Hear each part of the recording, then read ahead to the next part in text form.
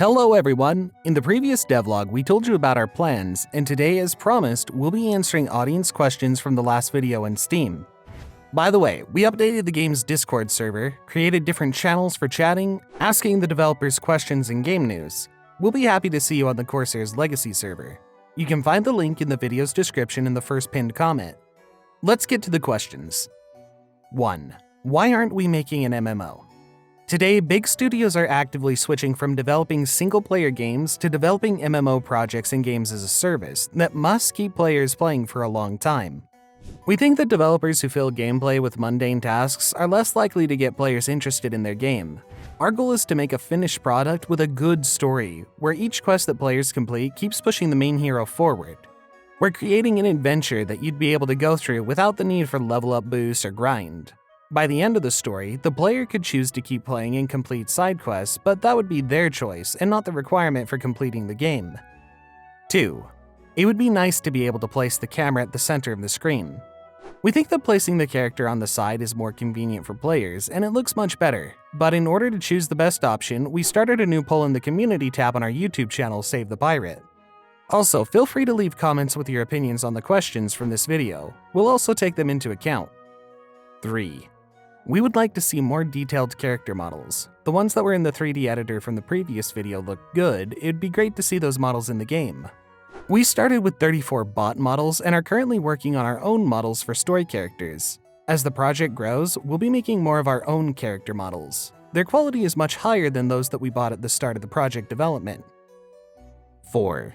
Will the grass be affecting performance dramatically, since the jungle town shown in the video looks very succulent? Our first priority is performance, and the second is beautiful graphics. In the last 6 months, we've made over 10 different grass variations to achieve good visuals with minimum use of computation. Indeed, the grass is one of the most computation-heavy elements on the screen, since grass contains a lot of blades, and each of them casts a dynamic shadow and has a bunch of other effects, like subsurface scattering. We'll probably change it more than once before the release while searching for a trade-off between beautiful graphics and performance. 5. Will there be a damage system for ships? We plan to make ships damageable, and we have 2 different approaches that we plan to test, but before making a decision, we must implement the fights and enemy AI.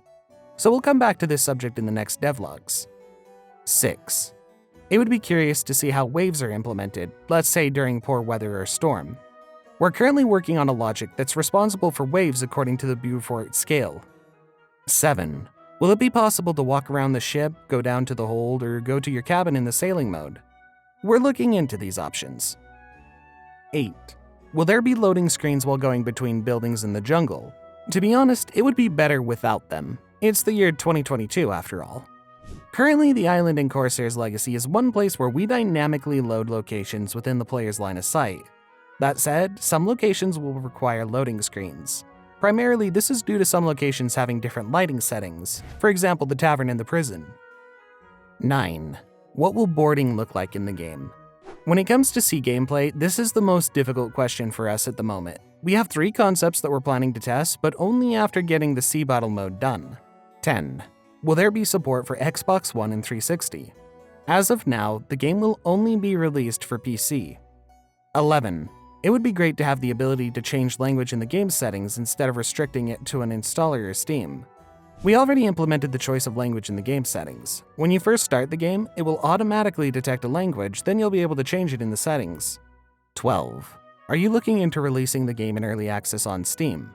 The game will be released in early access, then we're going to collect feedback and try to polish it in 3 to 4 months, and then we'll release the full game. 13. What will the battle system be like in the game? Currently, the development of the battle system is frozen. You can see its current state in the previous devlog where we talked about it. We're planning to get back to it after we're happy with the smoothness of the main hero's animations. That's it for today. We're continuing to actively work and we'll be regularly informing you about the progress. See you in the next videos. Bye!